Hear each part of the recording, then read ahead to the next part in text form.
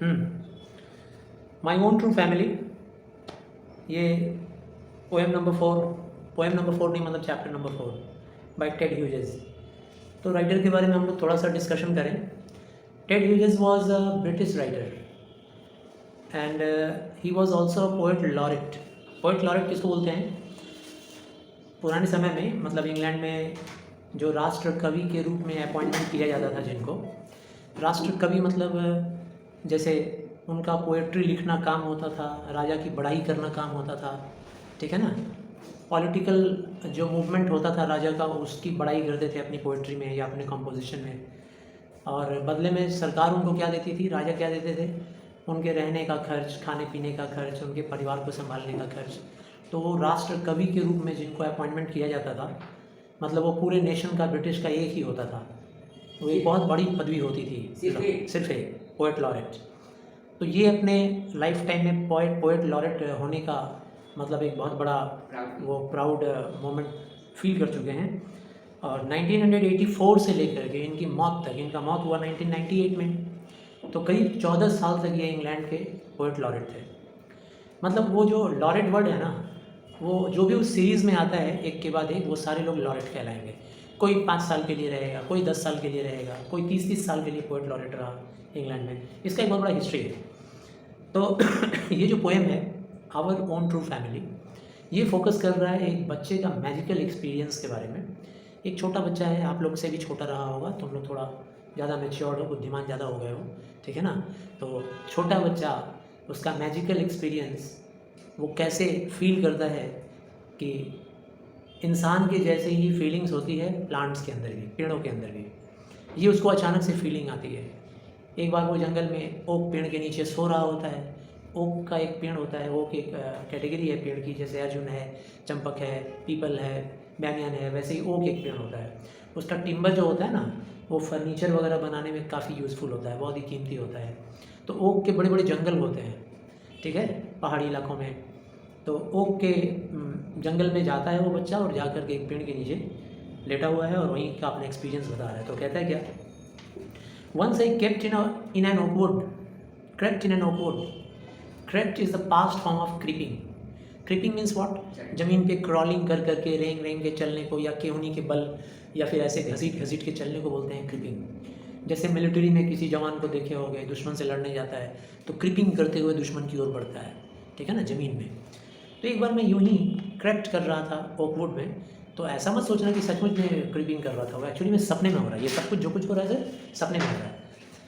I was looking for a Stag, और मैं क्या कर रहा था, मैं एक स्टैग का तलाश कर रहा था। तलाश क्यों कहो कि मैं उसको चेज़ कर रहा था। स्टैग क्या होता है? मेल डियर, ठीक है ना।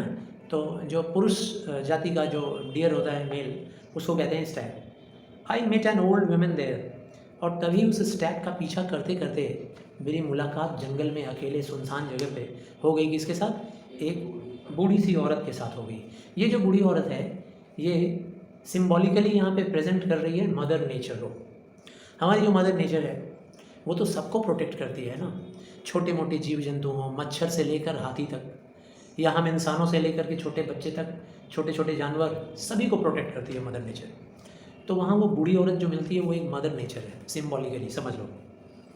ऑल नॉबली स्टिक एंड रैग, उसके हाथ में एक छड़ी था, स्टिक था। नॉबली मतलब वो छड़ी जो थी ना, उसमें गांठें पड़ी हुई थी। जैसे कोई बैम्बू स्टिक देखे होगे तुम लोग, बैम्बू का स्टिक, तो उसमें गांठ पड़ा रहता है, नॉब होता है। जैसे एक इतना सा पोर्शन आया लंबा, फिर एक गांठ होती है, फिर से एक लंबा पोर्शन आएगा, फिर एक गांठ होती है, करीब 6 इंच की दूरी पे, 8 इंच की दूरी पे, ऐसे एक एक नॉब होता है। तो नॉबली स्टिक मतलब गांठ वाली एक छड़ी, डंडा लेकर चल रही थी। रैग का मतलब वो फटा चिथड़ा कपड़ा था उसके बॉडी पे। ये सिम्बॉलिकली प्रेजेंट कर रहा है कि मदर नेचर का क्या हाल कर दिया हम लोगों ने। हम इंसान को मदर नेचर क्या क्या दे रही है, और हम इंसान क्या कर रहे हैं, उसका चीथड़ा निकाल दिए हैं। कहने का मतलब उसके शरीर पे, तन पे जो कपड़े हैं वो भी फट गए हैं, बहुत ही दयनीय दशा में दिख रही है वो। कौन? Mother nature. तो मदर नेचर को रिप्रेजेंट कर रही है वो बूढ़ी औरत जिसके कपड़े वगैरह फटे हुए थे। शी सेड, मदर नेचर के रूप में वो बुढ़िया कहती है, I have your secret hair inside my little bag. कहती है, ये देखो बेटे, इधर आओ, इधर आओ, देखो मेरे इस छोटे से बैग में, वो शायद अपने पास एक छोटी सी पोटली रखी हुई है, ठीक है। वो कार्टून मूवीज़ वगैरह में जो एक बूढ़ी औरत का तुम लोग फेस देखे होगे, शायद याद आता होगा, वो ठुड्डी ऐसे निकली हुई है बाहर, नोज़ ऐसे निकला हुआ है पैरट की तरह से, ठीक है, उस टाइप की दिख रही है वो, बहुत ही भयानक दिख रही है। और कह रही है आओ आओ ना, आओ मेरे पास, मैं दिखाती हूँ मेरी पोटली में क्या है, आओ तुम्हारे लिए बहुत ही इंपॉर्टेंट चीज़ मैंने रखा हुआ है, तुम्हारा सीक्रेट है, तुम इंसानों का भविष्य है इसमें, आओ देखो। Then she begin to cackle and I begin to quake. ऐसा कह के वो बूढ़ी औरत कैकल करना शुरू करती है। कैकल मतलब जोर से खिलखिला कर हंसना। मदर नेचर हमारी किस्मत पे हंस रही है भाई, हमारे फेट पे हंस रही है। हम लोग जो जिस दिशा में जा रहे हैं ना, पेड़ों को कट कर रहे हैं। आज ही जब मैं आ रहा था तो मैंने देखा रास्ते में, अभी ये थोड़ी देर पहले तूफान उठा था ना, उस तूफान में पद्मपुकुर एरिया में जो कॉर्नर पे एक बड़ा सा जो बैनियन ट्री था वो गिर गया, उसको लोग, हाँ गिर गया, उसको लोग काट रहे हैं, मिठाई दुकान के बगल में उसको लोग काट रहे हैं। सर वो गिर गया आज ही, तो उसको लोग कटिंग कर रहे हैं। तो जिस तरीके से हम लोग रोज़ एक एक पेड़ काटते जा रहे हैं, ऐसा वर्ल्ड वाइड एक आंकड़ा स्टैटिस्टिक्स है कि एक दिन में इंसान करीब मोर देन 70 करोड़ पेड़ काट डालता है पूरे वर्ल्ड में। तो इतनी बड़ी संख्या में जब पेड़ कटेंगे तो नेचर की स्थिति तो जर्जर होगी, पिटीफुल होगी, और फिर वो तो हमारा भविष्य देख रही होगी ना, क्या होगा हमारा भविष्य।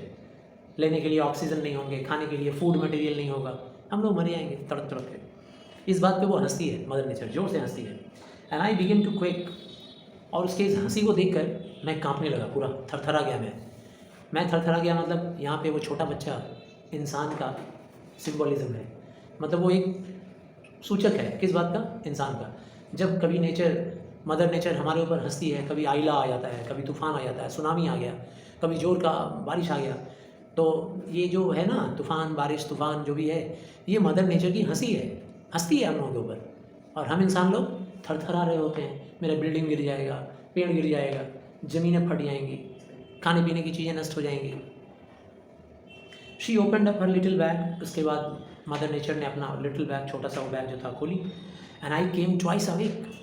When I came closer to that bag and when I tried to peep into that bag what is inside it, अंदर क्या है, तो जब मैंने देखा, आई बिकेम ट्वाइस अवेक। मैं दो बार मैं जाग उठा। 2 बार जाग उठा कहने का तात्पर्य है, एक बार तो नींद से जाग उठा, है ना।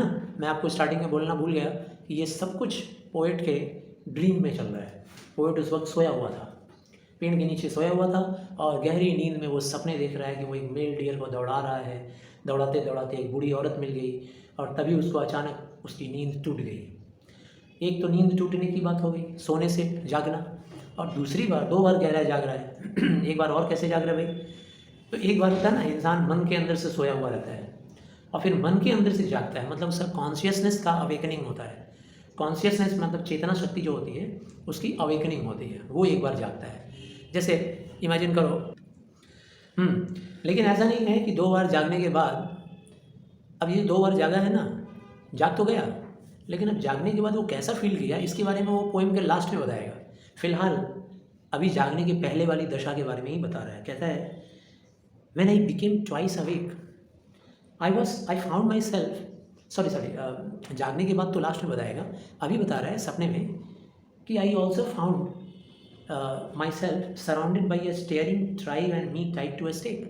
मैंने देखा कि मेरे आसपास चारों तरफ अजीब व गरीब किस्म के लोग, एक स्ट्रेंज ट्राइब के लोगों ने मुझे घेर रखा है चारों तरफ से।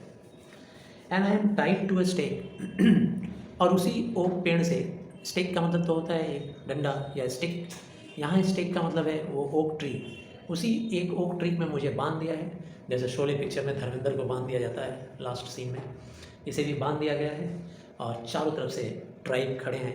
इमेजिन करो आदिवासी जैसे लोग हैं, वो लोग खड़े हैं, और वो सारे मुझे क्या बोले, we are the oak trees and your own true family. उन लोगों ने मुझे समझाना चाहा, hello brother, we are all oak trees, let us introduce you with ourselves. हम सारे के सारे क्या हैं, ओक ट्रीज़ हैं, हम लोग ओक के पेड़ हैं, और हम भी तुम्हारे फैमिली के मेंबर हैं। मुझे भी अपना परिवार माना करो भाई। देखो पेड़ कितना अपील कर रहा है उसको परिवार मानने के लिए, है तो परिवार है तो। जैसे हमारी मम्मी, हमारी दीदी, हमारी बहन, हमारी बेटी, हमारी दादी, हमारी पत्नी जिस तरीके से हमारा सपोर्ट करते हैं, ऐसे ही मेल मेंबर में ले लो, हमारा भाई, पति, पिता, दादाजी, पापा, ये लोग जैसे हम लोगों को सपोर्ट करते हैं, ऐसे पेड़ भी तो हमें सपोर्ट करता है, तो हमारा फैमिली मेम्बर हुआ कि नहीं। ये एहसास दिला रहा है वो पेड़। वी आर चॉप डाउन, पेड़ ये भी कहता है हमें तुम लोग काट डालते हो। चॉप करना मतलब यूँ पीसेस पीसेस में काट देना।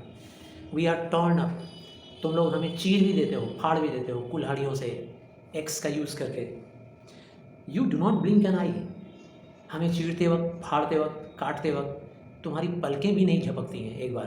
पलकें झपकने का मतलब का क्या होता है? एहसास होना, फीलिंग्स आना। जैसे अगर आप किसी चीज़ को ध्यान से ऐसे देख रहे हो और तभी कुछ एक क्लाइमैक्स वाला चीज़ हुआ और तुमको शॉक्ड हो गए, तुम टच्ड हो गए, तुम्हारा हार्ट को उस चीज़ ने, उस सीनरी ने टच किया तुम्हारे हार्ट को और तुम्हारी आंखें ऐसे हो जाती हैं। मतलब यू वेर इन्फ्लुएंस्ड और you were touched by that happening going around you या in front of you. Unless you make a promise now, now you are going to die. कहता है वो सारे पेड़ कह रहे हैं अब तो बेटे तुम्हें प्रॉमिस करना ही पड़ेगा, पकड़े गए हो, छोड़ेंगे नहीं, इस बार प्रॉमिस करो। Unless you make a promise, अगर तुमने प्रॉमिस नहीं किया तो you are now going to die, अब हम तुम्हें मार डालेंगे अगर प्रॉमिस नहीं करोगे तो। Whenever you see an oak tree felled, देखो इन्वर्टेड कॉमा के अंदर लिखा हुआ है कोटेशन के अंदर, ये उन लोगों का एक शपथ दिलवा रहे हैं वो सारे पेड़ मिल गए। किससे? पोइट से, छोटे से बच्चे से। पोइट अपने आप को छोटा सा बच्चा मान लिया है यहाँ पे, जो जंगल में ओक ट्री के नीचे लेटा पड़ा हुआ है और सपने देख रहा है। ये सब कुछ सपने में चल रहा है अभी, याद रहे। स्टार्टिंग में बीच में कहा था ना मिडिल में कि मैं जाग गया, तो जागने के बाद क्या हुआ वो लास्ट लाइन में पता चलेगा, अभी सपने में ही हो रहा है सब। कहता है whenever you see an oak tree felled, आज के बाद जब कभी भी किसी भी पेड़ को कटता हुआ देखोगे, स्पेशली ओक ट्रीज़ को कटता हुआ जब देखोगे, swear now you will plant two, एक पेड़ कटता हुआ देखोगे तो शपथ लो कि अब आज के बाद तुम एक पेड़ कटने पर 2 पेड़ लगाओगे।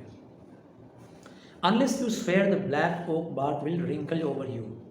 रिंकल जानते होगे ना, जब ओल्ड एज हो जाता है इंसान का तो जो हमारे स्किन होते हैं वो अभी, जैसे तुम लोग यंग बच्चे हो तो नौजवान यंग बच्चे हो तो तुम्हारे चेहरे में एक टाइटनिंग है, तुम्हारा चेहरा तना तना है, स्किन एकदम टाइट है, ठीक है ना।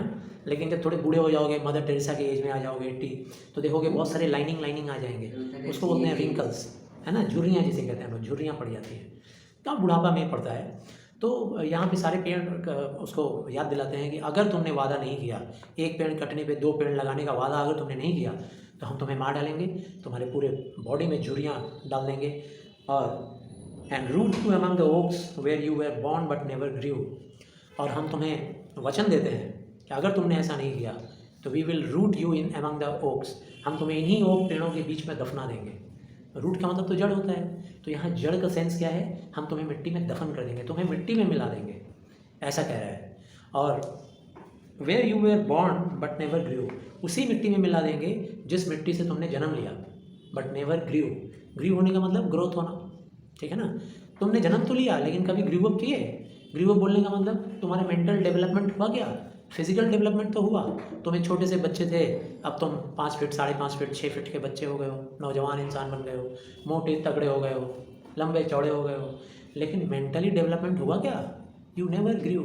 मेंटल डेवलपमेंट का मतलब तुम इन्वायरमेंटल साइंस पढ़ते हो अपने स्कूल में, ईवीएस में ये भी पढ़ते हो कि प्लांट को प्रोटेक्ट करना चाहिए, प्लांट हमें ऑक्सीजन देता है, हमें सब कुछ देता है, अपनी पूरी ज़िंदगी कुर्बान कर देता है प्लांट। इतना कुछ पढ़ने के बाद तो हमारा ब्रेन तो डेवलप होना चाहिए, हम लोग को ग्रो होना चाहिए, है ना। ग्रोइंग एक पावर हमारा खत्म हो गया है, हम लोग ग्रीव अप ही नहीं हुए। तो वो जो ओक के पेड़ हैं वो सारे कहते हैं, वादा करते हैं हम तुम्हें मिट्टी में मिला देंगे, उसी मिट्टी में जहाँ तुमने जन्म तो लिया लेकिन कभी ग्रो अप नहीं किए तुमने। और आखिरी line, this was my dream beneath the boughs, boughs का मतलब ब्रांचेस, यही वो ड्रीम है जो मैं ब्रांचेस के नीचे लेटे लेटे देख रहा था। अब समझ आया जो स्टार्टिंग में 3-4 लाइन में कहा था कि आई केम ट्वाइस अवेक, अब बताएगा कि अवेक होने के बाद उसने क्या फील किया। द ड्रीम दैट ऑल्टर्ड मी, यही वो सपना है जो मैं पेड़ के ठंडी छाया के तले लेटे लेटे देख रहा था, और उस ड्रीम ने मुझे ऑल्टर कर दिया। ऑल्टर करने का मतलब मुझे पूरा चेंज कर दिया। ऑल्टर वर्ड का मतलब होता है चेंज करना, मुझे पूरी तरह से चेंज, ऑल्टर का नाउन होता है alteration. When I came out of the oakwood, और अब मैं जाग चुका था, मेरी आंखें खुल गई थी, अब मैं उठकर खड़ा हो गया और बड़ा अजीब सा महसूस हो रहा था, एक्सपीरियंस हो रहा था, नया नया सा मैं लग रहा था, एक नई सी फीलिंग मेरे अंदर आ गई थी, ऐसी फीलिंग जो जागते जागते तो कभी नहीं आई, लेकिन सोने में, सपने में आ गई ऐसी फीलिंग्स पेड़ों के प्रति, नेचर के प्रति। And I came out of the oakwood, जब मैं ओकवुड से बाहर निकला, ओकवुड मतलब ओक का जंगल, जब मैं ओक के जंगल से बाहर निकला, back to human company, human company मतलब इंसानों की दुनिया में जब मैं वापस आया, ह्यूमन कंपनी मतलब हमारे जैसे दूसरे इंसानों के बीच में जब आया।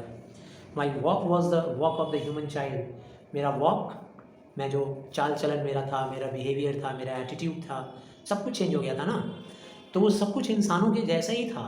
मेरा चाल चलन, मेरा चलना उठना बैठना बोलना सब इंसानों जैसा था। बस my heart was a tree, लेकिन मेरा दिल अब पेड़ का दिल हो गया था। अब मैं अपने दिल की सुन रहा था, किस हिसाब से, किस तरीके से, पेड़ों के जैसे। जैसे पेड़ सोचते हैं, अब मैं वैसे सोचना शुरू कर दिया था। I was completely changed, I was completely altered because of that beautiful dream and that experience.